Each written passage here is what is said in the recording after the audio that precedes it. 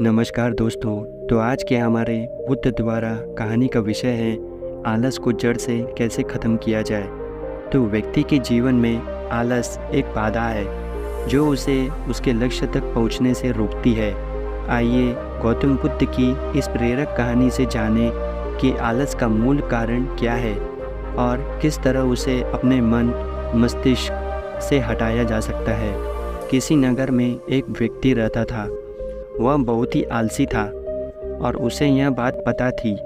एक दिन वह बुद्ध जी के पास आया और दुखी मन से बोला, बुद्ध जी, मैं बहुत ही आलसी हूँ और अपने आलसपना के कारण मुझसे कोई भी कार्य और सही समय पर नहीं हो पाता है और न ही ठीक से कर पाता हूँ। मेरे घर में सभी मुझसे परेशान हैं। कृपया बताइए मैं क्या करूँ। बुद्ध जी मुस्कुराए और बोले, तुम्हें कैसे पता कि तुम आलसी हो और किस प्रकार का आलस है तुम्हें? व्यक्ति ने कहा, मुझे यह ठीक से तो नहीं पता कि आलस वाकई में होता क्या है, लेकिन यह जो भी है बहुत बुरा है। बुद्ध जी ने कहा, आलस एक मानसिक अवस्था होती है जो एक विचार है, भाव है जिसे इंसान अपने अंदर लाता है। मनुष्य को दो प्रकार से आलस आता है, शारीरिक और मानसिक। शारीरिक आलस का कारण भोजन है। जब हम ऐसा भोजन करते हैं जिसमें खुद कोई जीवन नहीं है तो शरीर के लिए बोझ बन जाता है और फिर यह आलस पैदा करता है, क्योंकि हमारा शरीर भोजन से मिलने वाली ऊर्जा पर चलता है। जैसा भोजन हम इसे देते हैं वैसी ऊर्जा यह हमें देता है। इसीलिए आलस से बचना है तो सबसे पहले वो आराम और आसानी से पचने वाला भोजन करो जो प्राकृतिक रूप से हमें मिलता है। शारीरिक स्तर पर ही दूसरा कारण है, सही से ना बैठना, सही से ना सोना और सही से ना चलना। बुद्ध जी ने आश्रम के भिक्षुओं की तरफ इशारा किया और कहा, देखो इन भिक्षुओं को, ध्यान से देखो, इनके चलने, बैठने और लेटने में संतुलन है। जब यह चलते हैं तो इनके दोनों पैरों के बीच तालमेल होता है। बैठते हैं तो गर्दन ऊपर और रीढ़ की हड्डी बिल्कुल सीधी होती है। जब लेटते हैं तो शरीर बिल्कुल स्थिर और तनाव रहित होता है, जिससे वह आरामदायक और गहरी नींद लेते हैं। व्यक्ति बोला, क्या पर्याप्त नींद आवश्यक है? बुद्ध बोले, हाँ, ना कम ना अधिक। यदि रात को पर्याप्त नींद नहीं लेते हो तो कल का दिन आलस और थकान से भरा होगा। व्यक्ति ने कहा, आपने सच कहा, यह मैंने भी महसूस किया है। बुद्ध बोले, शारीरिक स्तर पर तीसरा कारण है सुबह जल्दी न उठना। जल्दी सुबह नहीं उठ पाओगे जब रात को सही समय पर सो नहीं पाओगे। इन आश्रम के भिक्षुओं को देखो, इनके रात के सोने का समय निश्चित है, तभी यह सुबह जल्दी उठते हैं। हर एक भिक्षु का अनुशासन होता है और वह इनके जीवन में संतुलन लाता है। इंसान अनुशासन को एक बंधन समझता है, लेकिन यह सच नहीं है। अनुशासन हमें बांधता नहीं बल्कि आज़ाद करता है। बुद्ध जी ने व्यक्ति से कहा, यदि आलस से बचना चाहते हो तो एक निश्चित दिनचर्या बना लो। व्यक्ति बोला, लेकिन शुरुआत कहाँ से करें?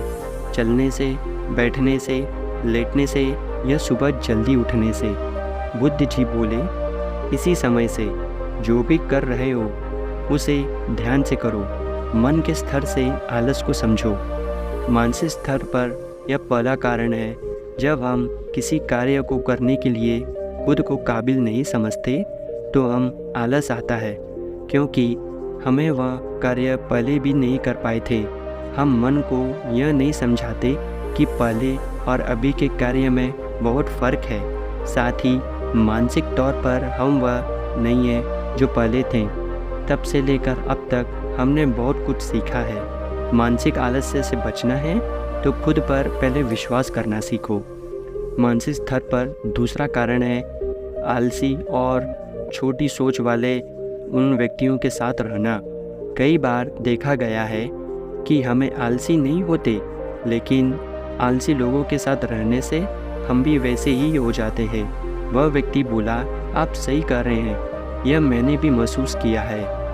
फिर बुद्ध बोले, मानसिक स्तर पर यह तीसरा कारण है काम को टालना। मानसिक तनाव का सबसे बड़ा कारण है। हमें पता नहीं चलता, लेकिन धीरे धीरे यह आदत हमारे अंदर घर आ जाती है और ज़िंदगी खराब कर सकती है। इसीलिए कोई भी कार्य हो, आज कर सकते हैं तो उसे आज ही करो और उसका निपटारा करो। उसके कार्य को एक कल के लिए न छोड़े। बुद्ध ने कहा, मानसिक आलस्य का छोटा कारण है लक्ष्य स्पष्ट न होना। मान लो तुम एक रेगिस्तान में फंसे हो और तुम्हें प्यास लगी है, तो क्या करोगे? वह व्यक्ति बोला, मैं पानी ढूंढने के लिए आसपास के किसी गांव की तलाश करूंगा। बुद्ध बोले, यदि गांव नहीं मिला तो क्या करोगे? वह व्यक्ति बोला, तो भी मैं ढूंढने का प्रयास करूंगा, क्योंकि मेरे पास और कोई विकल्प नहीं है। बुद्ध बोले, जब किसी के पास स्पष्ट लक्ष्य नहीं होता है, यदि सुबह उठकर व्यायाम नहीं कर पा रहे हो, तो तुम्हारी नज़र स्पष्ट नहीं है, क्योंकि तुम्हें व्यायाम क्यों करना है? यदि तुम भविष्य में होने वाले रोगों की प्रति सचेत नहीं हो। मानसिक आलस्य का पांचवा कारण है कि किसी कार्य को करने की बड़ी वजह ना होना। मान लो तुम किसी सुनसान जगह से कीमती गहरे लेकर जा रहे हो। तुम थक गए हो और बैठना चाहते हो। यह सोचकर तुम पेड़ के नीचे बैठ जाते हो। तुम देखते हो कि सामने से कोई डाकू आ रहा है, तो क्या करोगे? ऐसे में भी तुम्हारा आलस तुम्हें भागने से रोकेगा नहीं। तुम्हारा आलस सिर्फ उन्हीं ही कार्यों को करने से रोकता है जिन्हें करने की बड़ी वजह नहीं होती है। बुद्ध ने कहा, मेरी बात ध्यान से सुनो। जहाँ स्पष्टता होती है और कार्य करने की एक बड़ी वजह होती है, वह आलस हो ही नहीं सकता। वह व्यक्ति गौतम बुद्ध से बोला, फिर ठीक है, मैं आज से और अभी से मुझे आलस्य का सारा खेल समझ आ गया है, शारीरिक और मानसिक भी।